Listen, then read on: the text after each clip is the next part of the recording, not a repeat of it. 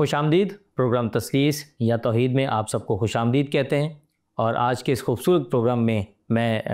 Brother سلیمان کو welcome کہوں گا۔ Brother welcome آج کے اس پروگرام میں۔ اور جس طرح ہم نے پچھلی ایک ساعت کے اندر بائبل مقدس کی مختلف کتب کے بارے میں سیکھا، جانا، ان کے الہام کے بارے میں، ان کی تصانیف کے بارے میں، ان کے اغراض و مقاصد کے بارے میں جانا، لیکن آج سے ایک نئے موضوع کا آغاز ہم کرنے جا رہے ہیں جس کے بارے میں بہت ساری ایک مختلف رائے غیر اقوام یا دنیا کے لوگ رکھتے ہیں، اور وہ ہے آج سے جو ہم جس پروگرام کا آغاز کرنے جا رہے ہیں وہ ہے علم الہیات۔ میں چاہوں گا کہ کلام مقدس کی اس آیت مقدسہ سے ہم آج کے اس پروگرام کا آغاز کریں، جس میں زبور نویس یوں فرماتے ہیں، زبور 90 اس کی دوسری آیت کے اندر، اس سے پیشتر کہ پہاڑ پیدا ہوئے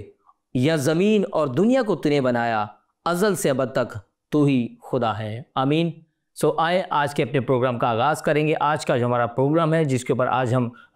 بات کرنے جا رہے ہیں وہ ہے علم الہیات۔ سر، جس طرح کہ آج کی مرکزیات ہم نے رکھی کہ اس سے پیشتر کہ پہاڑ پیدا ہوئے یا زمین اور دنیا کو تو نے بنایا، ازل سے ابد تک تو ہی خدا ہے، اور چونکہ آج کا ہمارا موضوع بھی علم الہیات کے اوپر ہے، یعنی کہ خدا کے بارے میں جانا، خدا کی الہی صفات کے بارے میں جاننا، اس کی قدوسیت کے بارے میں جانا، تو میں چاہوں گا کہ سب سے پہلے اس سے قبل کہ ہم اپنے سوال کی طرف بڑھیں، اس آیت مقدسہ کے اوپر ہم تھوڑی دیر بات کرتے ہیں کہ جو داؤد نبی فرماتا ہے کہ اس سے پیشتر کہ پہاڑ پیدا ہوئے ہیں، زمین کو تو نے خلق کیا، ازل سے ابد تک تو ہی خدا ہے۔ جی بہت بہت شکریہ۔ اور اس آیت سے مجھے ایک اور حوالہ بھی میرے ذہن میں آتا ہے جو ہمارے موضوع سے مطابقت رکھتا ہے کہ ازل سے خدا موجود ہے، اور اس کے ساتھ جیسا امثال 8ویں باب میں ہم سیکھتے ہیں کہ ازل سے اس کی حکمت بھی اس کے ساتھ موجود ہے، اور وہ حکمت مسیح میں مجسم ہوئی، اور مسیح کو ہم مجسم حکمت بھی کہتے ہیں۔ تو خدا کے بنائے علم سے پیشتر اس کی ذات کا ہونا اور اس کی حکمت کا ہونا، یہ کہیں نہ کہیں الہیات کی ایک بنیاد ہے، جو تھیولوجی جسے ہم کہتے ہیں، اور یہ خدا کا جو عرفان یا خدا کا علم ہے، یہ بھی اس ازلی سلسلے کی کڑی ہے جو اس نے ہم پہ بہت تھوڑا سا اس نے اپنے راز ہم پر افشاں کیے ہیں، تو اس کو لے کر آج ہم گفتگو کر رہے ہیں۔ تو ازلی خدا کو جاننا اور ازلی خدا کے بارے میں ذکر کرنا بھی بڑا مشکل ہے، بہت مشکل، لیکن ہم صرف ان ٹکڑوں کو جوڑ سکتے ہیں جو ہم تجربے کی بنیاد پر، اپنے مشاہدے کی بنیاد پر، اور سب سے بڑھ کر جو الہام خدا نے خود اپنا دیا ہے جو کلام مقدس ہے، تو اس کی بنیاد پر ہم یہ تھوڑی بہت باتیں کر سکتے ہیں۔ تو اس میں ہماری کوالیفیکیشن نہیں ہے کہ ہم ایک ازلی ذات کی بات کریں، لیکن یہ ہے کہ علم الہی کا جو علم ہے یا جو اس کی سائنس ہے وہ ہمیں سکھاتی ضرور ہے کہ کس طرح سے ہم اس کو الفاظ میں بیان کر سکتے ہیں۔ بے شک ہم کر نہیں سکتے، اسے جاننا تقریباً ناممکن ہے، کیونکہ اس کی قدرت، اس کے الہام اتنے وسیع ہیں کہ انسانی عقل، انسانی سوچ، فہم، فراست سے وہ بہت باہر جاتے ہیں۔ یہ ہے کہ اس میں محض انسان اپنی عقل پر تکیہ نہیں کرتا، یا صرف یہ منطقی دلائل کا نام نہیں ہے، بلکہ اس میں خدا کی، اس کو ہم اور باریکی سے سمجھیں گے کہ عام طور پر مذہب کا مطالعہ اور الہیات میں فرق کیا ہے، اور ان میں سے ایک بنیادی فرق یہ بھی ہے کہ اس میں ہم خدا کی ذات کو، اس کی صفات کو بنیادی طور پر ایمان کی روح سے لے کر چلتے ہیں، یعنی کہ ہم اس کو نتیجے کے طور پر نہیں لیتے، بلکہ ہم شروع ہی وہاں سے کرتے ہیں، اور اس کے اوپر بھی کافی بحث ہوتی ہے میتھڈ کے حوالے سے، تو اس کے اوپر بھی ہم گفتگو کریں گے۔ میرا آپ سے آج کے اس پروگرام کے توسط سے پہلا سوال جو ہم بڑی تفصیلاً اس کے اوپر ہم بات کریں گے کہ علم الہیات کیا ہے۔ میری نظر کے اندر جو تھوڑا سا میں نے اس کے اوپر ریسرچ کی ہے وہ دیکھا، میرے مطابق کہ علم الہیات سے جو میں نے ماخوذ کیا وہ یہ ہے کہ خدا کون ہے، خدا کے بارے میں جاننا کہ آیا خدا ہے کون، وہ ہے کہاں۔ تو میں چاہوں گا اس کے اوپر تھوڑی سی ہم بات کریں گے علم الہیات کے اوپر کہ علم الہیات بنیادی طور پر ہے کیا، یا خدا کیا ہے، یا کون ہے خدا۔ ہاں جی، علم الہیات، کچھ لوگ یہ بھی کرٹیسائز کرتے ہیں کہ علم الہیات کہنا اضافی ہے، کیونکہ جب ہم الہیات کہتے ہیں تو یہ اپنے اندر وہ معنی رکھتا ہے، جس طرح ہم کہتے ہیں کہ معدنیات، یا جس طرح ہم کہتے ہیں معاشیات، اسی طرح الہیات، اور الہی یعنی خدا کی ذات، تو خدا کی ذات کا علم۔ اس کی تعریف یا اس کی ڈیفینیشن دینے سے پہلے یا اس کے ساتھ ساتھ میں مختصراً تھوڑی سی تاریخ بھی بیان کرنا چاہوں گا۔ الہیات یا علم الہی یا تھیولوجی جو ہے اس کا ایک سفر ہے، اور اس سفر کرتے کرتے ہم آج تک پہنچے ہیں، تو میں تھوڑی سی اس کی 3 درجے کی تاریخ بھی بیان کرنا چاہوں گا، جو 3 مختلف ڈیفینیشنز ابھر کر آتی ہیں جو موجودہ دور تک آتی ہیں۔ پہلی جو تعریف ہے الہیات کی وہ وہی ہے جس کا آپ نے ذکر کیا کہ خدا کے بارے میں جاننا۔ اس لفظ کا مطلب ہی ہوتا ہے خدا کا علم، انگریزی میں ہم کہتے ہیں دا سائنس آف گاڈ۔ تو جس طرح طبعیات کا علم ہوتا ہے یا جس طرح معاشیات کا علم ہوتا ہے، الہیات یعنی خدا کا علم۔ خدا کا علم کا مطلب یہ نہیں کہ وہ علم جو خدا رکھتا ہے، بلکہ خدا کی ذات، اس کے صفات اور اس کے کاموں کا وہ علم جو ہم انسانی طور پر یا تو ہم اس کا ادراک کر سکتے ہیں یا جسے خدا خود ہم پر افشاں کرتا ہے۔ تو یہ وہ تعریف ہے کہ جس کو لے کر خاص طور پر مغرب کے اندر، یورپ کے اندر جب مسیحیت کا عروج تھا یا آپ سمجھیں کہ مسیحیت کا غلبہ تھا، تب الہیات کو یونیورسٹیز کے اندر کہا جاتا تھا کوئین آف دا سائنسز، یعنی العلوم یا ملکہ علوم یا علوم کی ماں، کہ تمام تر علوم کے اوپر سب سے جو افضل علوم ہے وہ خدا کا علم ہے، وہ الہیات ہے۔ بے شک۔ اس کے بعد 16ویں صدی کے بعد جب الہیات جب آگے بڑھتی ہے تو ریفارمیشن یعنی اصلاحی تحریک، اور اس کے بعد انلائٹنمنٹ کے بعد کہ جب سائنس نے ترقی کی ہے، تب یہ تاثر آیا کہ نہیں، الہیات جو ہے وہ سب سے افضل علم نہیں ہے، بلکہ تمام علوم جو ہیں وہ ان کی اپنی ایک شاخیں ہیں، ان کو الگ کیا جائے۔ تو الہیات کے آپ ایک سمجھ لیں کہ الہیات سے تمام علوم آزاد ہوئے، جس کے اندر سائنسی علم بھی تھا، جس کے اندر فنون لطیفہ بھی ہے، اور جس کے اندر ادبیات بھی شامل تھی۔ تو یہ ایک سلسلہ چلتا رہا، اور آج یہ دور ایسا ہے کہ اب الہیات کو اپنی جگہ بنانے کی ایک سٹرگل ہے، خاص طور پر مغرب کے اندر جہاں پر تھیولوجی کے ڈپارٹمنٹس بند ہو رہے ہیں یونیورسٹیز کے اندر، کیونکہ سائنس نے اس کی جگہ لے لی۔ تو پہلے کہا جاتا تھا کہ یہ علوم کی ملکہ ہے، آج ہم کہتے ہیں کہ نہیں، شاید کہیں نہ کہیں یہ باقی علوم کی بہن ہے، یا شاید ستیلی بہن ہے، لیکن اس کو جگہ دی جائے۔ تو یہ مغرب کے اندر بھی یہ ایک سٹرگل ہے۔ مشرق کے اندر اس کو بالکل بالخصوص کر کے مسیحی الہیات، اس کو معاشرے میں یا یونیورسٹیز کے اندر متعارف کرانے کی ایک سٹرگل ہے۔ مثال کے طور پر ایشیا میں سب سے بڑا ملک جو چائنا ہے، اب چائنا کے اندر تھیولوجی کا ڈپارٹمنٹ نہیں ہوتے، لیکن وہاں فلسفے کا ڈپارٹمنٹ ہوتے ہیں، اور اسی طرح بہت سارے یونیورسٹیز کے اندر ریلیجن کے ڈپارٹمنٹ ہوتے ہیں۔ لیکن اس کے اندر میں آپ کو آگے بتاؤں گا کہ فرق کیا ہے فلسفے میں یا مذہب کے علم میں اور الہیات کے اندر۔ اس کے بعد جب ہم موجودہ دور میں آتے ہیں 16ویں صدی سے 18ویں، تو 18ویں صدی کے بعد جب خاص طور پر سائیکیٹری کا یا سائیکالوجی متعارف ہوئی ہے، تو تب یہ کہنا شروع ہوئے لوگ کہ الہیات اصل میں خدا کے حوالے سے انسانوں کی بات ہے۔ یعنی جب ہم خدا کی بات کر رہے ہوتے ہیں تو ہم اصطلاحی طور پر، بنیادی طور پر ہم اپنی یا انسانی معاشرے کی بات کرتے ہیں۔ مثال کے طور پر جب ہم کہتے ہیں خدا قادر مطلق ہے، تو اس میں ہم یا تو زمین کے اوپر جو لوگ مقتدر ہیں، بادشاہ خاص طور پر، یا تو ہم ان کی جو اقتدار ہے اس کو الہی پس منظر سے دیکھ رہے ہیں، خدا کو قادر مطلق بول کے، یا پھر ہم اپنی انسانی کمزوری کا اظہار کرتے ہیں جب ہم کہتے ہیں خدا قادر مطلق ہے۔ تو بہت سارے لوگوں نے، بہت سارے علماء نے یہ بھی کہنا شروع کیا کہ الہیات خدا کا علم نہیں ہے، بلکہ وہ خدا کے ریفرنس سے یا خدا کو موضوع بنا کر یا خدا کو بطور استعارہ استعمال کر کے ہم اپنی کر رہے ہیں، ہم بات انسانوں کی کر رہے ہیں۔ اچھا بردر، ابھی آپ نے آغاز کے اندر ایک بات کی کہ جس میں آپ نے کہا کہ مغرب کے اندر لوگ اس چیز کو جان رہے ہیں، علم الہیات کو، اس کا پس منظر کو تبدیل کر کے کہ شاید یہ سائنس کی یا مائکرو بایولوجی کی یا طب کی یا کسی اور یا فزکس کی کوئی شاخ ہے۔ لیکن جب ہم ابتدا کے اوپر غور کرتے ہیں تو دیکھیے خدا نے ہر ایک چیز کو خلق کیا اپنے منہ کے کلمہ سے، اور ہم دیکھتے کہ جتنی بھی سائنس، علوم، جغرافیہ، میتھمیٹکس ہے، وہ ساری کی ساری بائبل مقدس میں سے نکلی ہے۔ لیکن جاننے کی ضرورت اس چیز کو ہے کہ آخر کیوں دور حاضر کے اندر لوگ علم الہیات کو بھول کر، اور جو اسی میں سے نکلی گئی شاخیں ہیں، جبکہ اسے شاخ کہا تھا، لیکن میری دانش کے اندر اس کے اندر سے وہ نکلی گئی تمام شاخیں، کیا کہیں گے اس کے بارے میں؟ مختصر سے اس کا جواب یہ ہے کہ جب ہم مسیحی تاریخ کی بات کرتے ہیں یا مغرب میں جو مسیحی تاریخ ہے جس کا میں نے ذکر بھی کیا کہ وہاں پر 12ویں 13ویں صدی سے جو قرون وسطیٰ ہیں، مڈل ایجز، اور پھر اس کے بعد اصلاحی تاریخ، اور اب پھر جدید دور جو ہے، تو اس میں الہیات کا کیا سفر رہا ہے اس کی میں نے بات کی۔ تو اس کے اندر پہلے یہ تھا کہ یہ سب سے بڑا علم ہے یا یہی علم ہے، اور آپ دیکھیں کہ دیگر اقوام کے اندر آج یہ ابھی تک یہ پرابلم کہیں گے یا اسے آپ ایک فینومینا کہیں کہ آج بھی ہے، یعنی ہماری ارد گرد کی اقوام ہے، ان کے اندر ایک جو دینی علم رکھتا ہے بندہ اسی کو عالم سمجھا جاتا ہے. یعنی فزکس کے پروفیسر کو یا انگریزی کے پروفیسر کو عالم نہیں سمجھا جاتا. عالم صرف اسی کو سمجھا جاتا ہے کہ جو برہمن ہے یا جو مولوی ہے یا جو شیخ الحدیث ہے. یہ وہ مرحلہ تھا جب مغرب میں آج سے کئی سو سال پہلے تھا. تو اس کے بعد ایک طرح سے باقی علوم نے اپنی آزادی لی جسے ہم کہتے ہیں انڈیپینڈنس. لیکن آج کے دور میں اب وہ لوگ بھی واپس اس بات پہ آ رہے ہیں کہ علوم کی انڈیپینڈنس کچھ نہیں ہوتی, تمام تر علوم جو ہیں وہ ایک دوسرے پہ ڈیپینڈ کرتے ہیں. تو یہ انٹر ڈیپینڈنس کی بات ہے. جب ہم الہیات کی بات کرتے ہیں تو کہیں نہ کہیں ان کو ہمیں سکھانے کی ضرورت ہے کہ بھائی یہ بھی ایک ضروری علم ہے, لیکن ساتھ ساتھ ہمیں بطور مسیحی یہ سیکھنے کی ضرورت ہے کہ باقی علوم کو بھی ہم نے سیکھنا ہے. تو اب ہم ایک مڈل گراؤنڈ کی طرف, ایک درمیانی راستے کی طرف آنا چاہ رہے ہیں. یہ اسٹرگل جو ہے وہ مغرب میں بھی ہے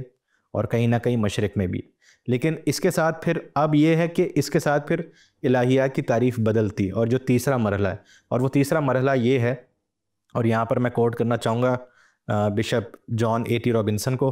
وہ یہ کہتے ہیں کہ الہیات بیسکلی نہ خدا کا علم ہے نہ خدا کے حوالے سے انسانیت کا علم ہے. الہیات کا مطلب ہے کہ اس دنیا کو خدا کی نظر سے دیکھنا, اس دنیا کے معاملات کو خدا کی نظر سے دیکھنا, اور انسانی زندگی کو خدا کی نظر سے دیکھنا. تو جب ہم یہ کرتے ہیں تو آج کے دور میں الہیات یہ ہے. اس کے لیے ایک حوالہ میں پڑھنا چاہوں گا جو وہ بھی اپنی کتاب میں ذکر کرتے ہیں. یہ یرمیہ 22واں باب اور اس کی 16ویں آیت, جہاں پر لکھا ہے, اس نے مسکین اور محتاج کا انصاف کیا, اسی سے اس کا بھلا ہوا, کیا یہی میرا عرفان نہ تھا. تو یہ جو بائبل کی ڈیفینیشن ہے جہاں خود خدا کہہ رہا ہے کہ مجھے جاننے کا مطلب یہ ہے کہ آپ مسکین کی مدد کریں یا آپ معاشرے میں انصاف قائم کریں. تو بائبل کی روح سے جو علم ہے, علم جو ہے وہ انگریزی میں ہم کہتے ہیں ایپسٹیمولوجیکل, یعنی کہ اس کا تعلق آپ کے ذہنی جاننے سے ہے. لیکن بائبل کے اندر جو علم ہے وہ اخلاقی ہے, وہ ایتھیکل ہے. تو موجودہ دور میں تھیولوجی جو ہے اس کی جدید ڈیفینیشن یہ ہے, جس کو ہم نے خود بھی سیکھنا ہے اور جس کو ہم نے دیگر اقوام کو سکھانا بھی ہے, کہ الہیات کے معنی یہ ہیں کہ خدا کی نظر سے دنیا کو دیکھنا. اور پھر اس دنیا میں ہم کیا دیکھنا چاہیں گے؟ اس دنیا میں ہم دیکھنا چاہیں گے انصاف, اس دنیا میں ہم دیکھنا چاہیں گے مساوات, اور اس دنیا میں ہم دیکھنا چاہیں گے تمام بنی نوع انسان کی نجات. تو یہ وہ علم کی ایک سفر ہے جو ہمیں آج تک یہاں پر لایا ہے. تو کچھ مسیحی خود بھی جو اس علم کے معترض ہیں, وہ پہلی والی جو ڈیفینیشن ہے کہ خدا کا علم یا خدا کے بارے میں علم,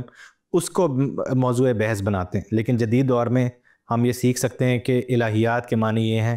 کہ ہم خدا کی نظر سے چیزوں کو دیکھنے کی کوشش کریں, اور پھر اس کے اندر تبدیلی کا جو مثبت تبدیلی ہے اس کا عنصر پیدا ہوتا ہے. بالکل درست فرمایا آپ نے. اچھا, یہاں پر جو آپ نے ابھی ایک آیت مقدسہ سب کے سامنے ایک تلاوت کی یرمیہ نبی کی معرفت دیکھی کہ صحیفے کے اندر, جہاں پر وہ مسکین کا انصاف کرنے کا ذکر کر رہا ہے. جی. تو جس طرح آپ نے کہا کہ علم الہیات وہ ہے کہ خدا کے کاموں کو, اس کی قدرت کو اپنی زندگی میں اس کی نظر سے دیکھنا, بے شک, کہ ہم جس طرح خدا معاف کرتا ہے, خدا تبدیلی کا خدا ہے, خدا بنانے والا خدا ہے,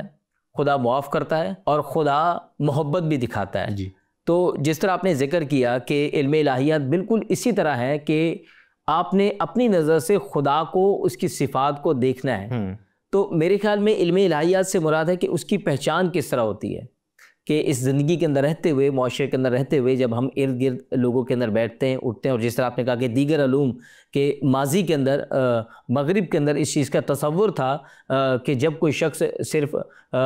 دین مسیحیت کو یا بائبل مقدس کی تعلیم کو جب سیکھ لیتا تھا تو اسے ہی عالم کہا جاتا تھا. لیکن جو دیگر علوم تھے, جیسے طب تھا, اور اس میں کیمسٹری تھی, اور اس میں مائکرو بایولوجی تھی, اور دیگر علوم تھے, ان کے اوپر جس کی دسترس تھی اسے صرف ایک استاد یا مترجم کے طور پر جانا جاتا تھا. لیکن آج دور جدید کے اندر اس چیز کو مرج کر دیا گیا ہے, یا اسے سمرائز کر کے اس کو اس کے بیچ میں بالکل شامل کر لیا گیا. تو میرے نزدیک مجھے ایسا لگتا ہے کہ علم الہیات ایک ایسی چیز ہے جس میں ہم خدا کی پہچان رکھتے ہیں, اس کو جانتے ہیں کہ خدا نے کس طرح زمین کو خلق کیا, اور کس طرح اس نے اس زمین کی بنیاد ڈالی, اور اس نے پھر انسان کو, چرند پرند کو, تمام چیزوں کو بنایا. اور ان تمام چیزوں کو جب ہم دیکھتے تو یہاں سے خدا کی الہی صفات کا, اس کے الہی کاموں کا, اس کے الہی ذکر کا ہمیں تذکرہ ملتا ہے کہ خدا کیسا محبوب خدا ہے کہ وہ خدا سے، وہ دنیا سے کیا رکھتا ہے، وہ محبت رکھتا ہے. تو بڑا خوبصورت آپ نے اس کا جواب دیا. میں چاہتا ہوں اگلا میرا سوال ہے وہ آپ سے یہ ہے کہ کیا یہ علم کی ایک معتبر شاخ ہے؟ جس طرح آپ نے پچھلے کچھ چند لمحہ پہلے آپ نے اس چیز کو واضح کیا کہ دیگر علوم جو تھے ان کے بارے میں بھی جاننا کیا ہے لازمی ہے. تو کیا کہیں گے اس کے بارے میں کہ کیا یہ علم کی ایک معتبر شاخ ہے؟ شاید ہم جہاں پر اٹھتے بیٹھتے ہیں یا ہمارے ناظرین جس سیاق و سباق میں رہتے ہیں اس میں شاید یہ سوال نہ کیا جا رہا ہو، لیکن میں نے آپ کو کہا ہے کہ عالمی طور پر، خاص طور پر مغرب میں سوال کیا جا رہا ہے. جب میں خود بھی طالب علم تھا یورپ کے اندر تو وہاں کی یونیورسٹیز کے اندر یہ سوال تھا کہ الہیات کو پڑھایا جائے یا نہ پڑھایا جائے، کیونکہ اس پہ سب سے بنیادی سوال ہوتا ہے فنڈنگ کا. ایک ڈپارٹمنٹ آپ کھولتے ہیں، اس میں آپ اس کا ایک بجٹ ہوتا ہے، اس میں آپ سٹاف کو پیسے دیتے ہیں، اس میں ایک پیسوں کی ترسیل ہوتی ہے. تو اس میں پھر یہ سوال کیا جاتا ہے کہ اس کا فائدہ کیا ہے. جو عام طور پر دنیا میں پریکٹیکلی سوچتے ہیں نا لوگ کہ اس کا فائدہ کیا ہے، کہ جی اگر فرض کریں MBBS کی کلاس ہے تو اس کا فائدہ یہ کہ ڈاکٹر تیار ہوتا ہے اور اس کی ایک ضرورت ہے. انجینئرنگ کی ڈپارٹمنٹ ہو، انجینئر تیار ہوتا ہے، اس کو لوگوں کو پتہ ہے کہ اس کا فائدہ کیا ہے. تو تھیولوجی پڑھنے کا فائدہ کیا ہے، پہلے لوگ سوال یہ کرتے ہیں. دوسرا سوال اس میں یہاں آتا ہے جیسے میں نے آپ کو بتایا کہ تھیولوجی کی ترکیب یا تھیولوجی کا جو میتھڈ ہے اس کو لے کر اب ہم جو بات کر رہے ہیں کہیں نہ کہیں آج تک جس تھیولوجی کی تعریف کو ہم لے کر بیٹھے ہیں وہ یہی ہے کہ ہم علم یا تھیولوجی کو اپلائی کر کے اس کے بعد خدا کے عرفان تک پہنچتے ہیں. حالانکہ حقیقت یہ ہے کہ ہم اس کو لے کر چلتے ہیں. انگریزی زبان میں یا فلسفے کی زبان میں سے کہا جاتا ہے پری سپوزیشن، وہ باتیں جو آپ تحقیق کرنے سے پہلے فرض کرتے ہیں یا جانتے ہیں ان کے بارے میں، یا آپ جانتے ہیں، تصور رکھتے ہیں، یہ ہے پری سپوزیشن. تو مسیحی لوگ یا جو بھی دیندار لوگ ہیں جو دوسرے مذاہب کے بھی ہیں، جب ہم تحقیق کرنے بیٹھتے ہیں نہ صرف الہیات کی بلکہ کسی بھی علم کی، تو ہمارے ذہن میں پہلے سے یہ موجود ہوتا ہے کہ اس دنیا کو بنانے والا ایک خدا ہے. دوسری چیز ہمارے ذہن میں یہ ہوتی ہے کہ اس دنیا کو جو بنانے والا خدا ہے اس کا ایک نام ہے، اس کی ایک صفات ہے، اور اس نے کتاب بھیجی ہے ہمارے پاس، اور اس کتاب کی بنیاد پر ایک دین قائم ہے اور وہ دین کو ہم مانتے ہیں. اب اس کے اوپر جسے ہم سیکولر دنیا کہتے ہیں، یعنی وہ دنیا جو سائنس کے اوپر یا ریسرچ، محض ریسرچ کے اوپر چلتی ہے، وہ یہ کہتے ہیں کہ دیکھیں اگر آپ پہلے سے کسی چیز کو فرض کر لیتے ہیں تو یہ تحقیق نہیں ہوتی، یہ تو پھر آپ جہاں سے شروع کر رہے ہیں آپ گھوم کے واپس ادھر آ رہے ہیں. کہیں نہ کہیں ان کا اعتراض درست بھی ہے، لیکن اس کے اوپر جو الہیات کے ماہر ہیں یا جو مسیحی فلسفے کے ماہر ہیں اس پہ وہ یہ جواب دیتے ہیں کہ دیکھیں یہ آپ کا اعتراض بجا نہیں ہے. اس کی وجہ یہ ہے کہ آپ لوگ بھی کچھ پری سپوزیشنز کو لے کر آتے ہیں.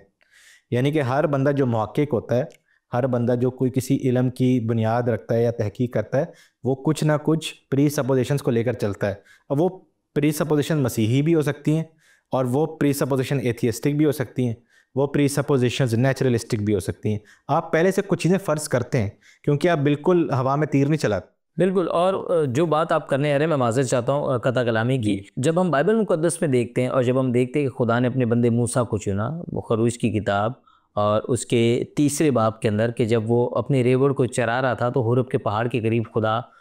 نے اس سے باتیں کی، خدا سے ہم کلام ہوا، اور جلدی جھاڑی کے اندر جب اس نے دیکھا تو خدا نے اس سے کہا کہ دور ہو جا، یہ جگہ جہاں کھڑا وہ پاک ہے، اپنی جوتی اتار دے. یہاں پر ہم آگے چل کر دیکھتے ہیں اس کی 14ویں آیت کے اندر، جب خدا نے کہا کہ تو جا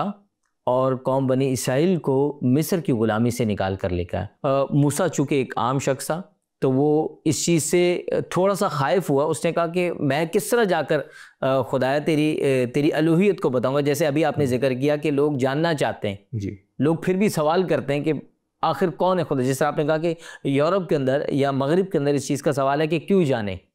جیسے ڈاکٹر بنتا ہے تو اس کے کچھ فوائد ہیں کہ وہ ہسپتال میں جائیں گے، معالج ہوں گے، وہ بیماروں کا علاج کریں گے. اگر ایک انجینئر ہے تو وہ مختلف شعبوں کے اندر، وہ میکینیکل ہے، ٹیکنیکل ہے، کسی نہ کسی شعبے میں جائے گا، وہ کارز بنائے گا، کچھ نہ کچھ کرے گا. تو یہاں پر بھی اس کی ایک شکل ہمیں ملتی ہے، جس طرح آپ نے بتایا کہ دور حاضر کے اندر بھی لوگ سوال کرتے ہیں. تو ماضی کے اندر، تواریخ کے اندر بھی جب ہم جاتے تو وہاں پر بھی لوگوں کا یہ سوال تھا، اور موسیٰ شاید اس چیز کو جانتا تھا کہ شاید لوگ اٹھیں گے اور اس چیز کا سوال کریں گے، کیونکہ شاید موسیٰ ان کی رغبت سے، ان کے فراست سے، ان کے فہم سے وہ اس چیز کو جانتا تھا کہ جب میں جاؤں گا اور جب میں ایک اندیکھے خدا کی بات کروں گا، جس طرح کہ ہم نے ذکر کیا کہ خدا کو جانتا کوئی نہیں، خدا کو دیکھا، اس کی جو قدرت ہے وہ لامحدود ہے، لا تبدیل ہے. تو یہاں پر وہ خدا سے ذکر کرتا ہے کہ خدا جب میں جاؤں گا تو میں کیا نام لوں گا. تو پھر خدا نے اس سے کلام کیا اور فرمایا خروج 3:14 کے اندر خدا نے موسیٰ سے کہا کہ میں جو ہوں سو ہوں نے تجھے بھیجا ہے. تو میں چاہوں گا تھوڑا سا ہم اس کے اوپر بات کریں گے. دور حاضر کو اس کے ساتھ ہم مماثلت کرتے ہوئے کیا کہیں گے آپ؟ اب یہ ہے کہ میں اس پہ ایک بات کروں گا کہ لوگ تھوڑا سا اس کو سیکھیں کہ جب خدا اپنا نام دیتا ہے میں ہوں جو میں ہوں، یہ نام نہیں ہے. تو خدا نام دیتا بھی ہے لیکن وہ کوئی نام ہے نہیں. تو الہیات کے اندر ہم جب خدا کی ذات کو دیکھتے ہیں، اور زیادہ تر جب ہم تھیولوجی کی بات کرتے ہیں تب مغربی تھیولوجی کی بات کرتے ہیں، لیکن جو مشرقی الہیات ہے وہ اس چیز کو، یعنی یہ جو ایک تضاد ہے یا یہ جو ایک بھید ہے کہ ہم کچھ کہہ بھی رہے ہیں خدا کے بارے میں اور کچھ نہیں بھی کہہ رہے، یعنی خدا کی جو ذات ہے وہ ہم پر عیاں بھی ہے. یعنی موسیٰ کو پکا یقین ہے کہ وہ خدا سے بات کر رہا ہے، اس کے اس تجربے کو کوئی جھٹلا نہیں سکتا. لیکن اب الفاظ میں اس کو بیان کرنا ناممکن ہے. تو وہ الفاظ میں بیان کر رہا ہے لیکن وہ اصل میں کوئی بات ہے نہیں کہ یہ کوئی نام ہے نہیں. تو خدا نے نام اپنا دیا ہے لیکن وہ در حقیقت ایز سچ نام ہے نہیں، کیونکہ خدا کی ذات کو یہ ہمارا ایمان ہے کہ کسی لفظ کے ذریعے پوری طرح اس کو بیان کر بھی نہیں سکتے، اس کو پیمانے میں ناپ نہیں کر سکتے. تو اب یہ جو میں جب پہلے بات کر رہا تھا کہ جو پری سپوزیشنز ہیں، یعنی ہم اس بات کو لے کر چلتے ہیں، تو اب وہ یہ ہمیں کہتے ہیں کہ دیکھیں آپ شروع سے کیسے مان سکتے ہیں، پھر یہ تحقیق نہ ہوئی. ہم یہ کہتے ہیں کہ بھائی جو انسان ہے، جو اس کا ایک پرورش ہوتی ہے، جو اس کا ایک ماضی ہوتا ہے، جو اس کی ثقافت ہوتی ہے، وہ کہیں نہ کہیں آتی ہے. اور جدید دور میں یہ جو علم کی یا سائنس کی سپریمیسی ہے، یا جسے ویریفیکیشنزم یا پازیٹیوزم کہ ہم مادی علم کے ذریعے سب کچھ جان سکتے ہیں، اس کے اوپر خود علم کی دنیا کے اندر یا سائنس کی دنیا کے اندر اس کے اوپر تنقید ہوتی ہے کہ علم کو جاننے کے بڑے طریقے ہیں، اور سارا کچھ جو ہے وہ آپ لیب کے اندر یا ایک خاص ایک امپیریکل جسے کہتے ہیں نا، امپیریکل اپروچ سے آپ نہیں کر سکتے. یہ مغربی فلسفے کے اندر یہ بحث ہے. تو اس کے اندر مسیحی پھر علماء یہ کہتے ہیں کہ دیکھیں آپ کی اپنی پری سپوزیشنز بھی، ہاں اس کے اندر دیانتداری کا تقاضا یہ ہے کہ پھر ہم اس کو پہلے سے بیان کریں. یعنی کہ جب ایک مسیحی شخص یا ایک الہیات کا ماہر الہیات لکھتا ہے یا الہیات پر لیکچر دیتا ہے یا الہیات کو سکھاتا ہے، تو وہ جو اپنے مفروضے ہیں ان کو وہ بیان کرے. اور بہت سارے جو مسیحی ہیں یا بہت سارے جو ایماندار ہیں ان کو یہ غلط فہمی ہے کہ الہیات جو ہے وہ منطقی طور پر عقائد کو ثابت کرنے کی بات ہے. نہیں، الہیات کا مطلب یہ ہے کہ آپ اسے انسانی علم کے مطابق بیان کریں جتنا آپ کر سکتے ہیں، بس ثابت کرنے کی ضرورت نہیں، کیونکہ بطور مسیحی یہ باتیں ہم پہ پہلے سے ثابت شدہ ہیں. یعنی ہم مسیح کو مان رہے تو ہم اس کی بات کر رہے ہیں نا. تو یہ جو غلط فہمی ہے تھوڑی سی ہماری طرف سے بھی، اور اس کو سمجھنے میں جو دوسری طرف بھی غلط فہمی پیدا ہو رہی ہے، اس کے نتیجے میں تھوڑی سی یہ جنگ چھڑی ہوئی ہے. لیکن جب ہم صرف آج فرض کریں ایک مسیحی سے آپ پوچھتے ہیں کہ یار آپ مسیحی کیوں ہیں، تو وہ کوشش کرتا ہے کوئی علمی جواب دے. وہ کبھی یہ نہیں کہتا کہ کیونکہ میرے والدین مسیحی ہیں، یا وہ کبھی یہ نہیں بولتا کہ کیونکہ میں سنڈے اسکول جاتا تھا، یا وہ کبھی نہیں بولے گا کیونکہ میں بائبل کا مطالعہ کرتا ہوں. وہ کوئی آپ کو فلسافیکل جواب دینے کی کوشش کرے گا. کیوں؟ کیونکہ ہمارے کچھ لوگوں نے لوگوں کے دل میں تاثر ڈالا ہے کہ یہی اصل میں اپنے ایمان کو یا الہیات کو بیان کرنے کی بات. حالانکہ اصلی الہیات بیان کرنے کی یہ ہے کہ میں ایک مسیحی خاندان میں پیدا ہوا ہوں، میری والدہ نے میری پیدائش سے پہلے سے مجھے خداوند کے حضور پیش کیا ہے، تو اس لیے میں مسیحی ہوں. اور اس کے اوپر کوئی اعتراض نہیں کر رہا. میں آپ کو مزے کی بات بتاؤں، وہ تو کہہ رہے ہیں کہ ٹھیک ہے یہ آپ کا اپنا نظریہ تو آپ اس کو بیان کریں، لیکن جہاں یہ مسئلہ آ جائے گا ثابت کرنے کا، تو یہاں پر ہم تھوڑا سا پیچیدگیوں کا شکار. دیکھیے میرے خیال میں ثابت کرنے کی ہمیں ضرورت ہی نہیں پڑتی، کیونکہ خدا قادر مطلق ہے. ہم نے دیگر ایک ساتھ کے اندر بھی خدا کی الوہیت کے بارے میں، اس کی قدرت کے بارے میں جانا بھی، اور ناظرین نے بھی بڑے تفصیلاً اس کے بارے میں سنا. میرے خیال میں جو لب لباب ہے اب تک کی ہماری گفتگو کا کہ علم الہیت ہے کیا، دراصل یہ خدا کی پہچان ہے. پہچان سے پھر ایک قدم آگے، جیسے میں نے آپ سے کہا نا کہ it is not intellectual category, یعنی خدا کو جاننا. اچھا بائبل کے اندر میں آپ کو اس کی مثال دے دیتا ہوں. جاننا جو لفظ ہے نا، ہم نے اس کو کیوں، اب یہ مغربیت کی ایک وہ آپ سمجھ لیں ہم پر جو غلبہ ہے نا کہ جاننے کو ہم ڈائریکٹ اپنے دماغ کے ساتھ یا سوچ کے ساتھ جوڑتے ہیں، لیکن بائبل کے اندر یا عبرانی سوچ کے اندر یا بائبلی سوچ کے اندر جاننا جو ہے نا وہ انسیت کی بات ہے. اس لیے جب بھی کسی خاتون کا ذکر آیا جو کنواری ہے بائبل میں، وہ کہتی ہے میں مرد کو نہیں جانتی. یہی لفظ یہاں پر بھی آیا ہے، جہاں جہاں خدا کو جاننے کے لیے سیم لفظ ہے، عبرانی میں بھی یونانی میں بھی. تو جب مسیح بھی فرماتا ہے کہ حقیقی زندگی کیا ہے کہ وہ تجھ خدائے واحد کو جانے، تو وہ جاننا انٹلیکچوئل یا دماغی طور پر نہیں ہے، وہ انسیت ہے، یعنی کہ تجھے تیرے ساتھ وہ رشتہ رکھ سکیں بطور خالق. لیکن اس سے پھر ایک قدم آگے بڑھتی بات، یعنی کہ اگر آپ کسی انسان کے ساتھ رشتے میں شامل ہوتے ہیں تو پھر آپ کی زندگی بدلتی ہے، اور بدلاؤ ہی کا جو الہیات کا جو ہدف ہے نا، وہ بدلاؤ ہی ہے. اس دنیا کا بدلاؤ، اس معاشرے کا بدلاؤ، اور اس دنیا کے اندر جو بگاڑ پیدا ہوا ہے اس کو صحیح کیا جائے. تو اس کے جو ثبوت ہوتے ہیں نا، ثبوت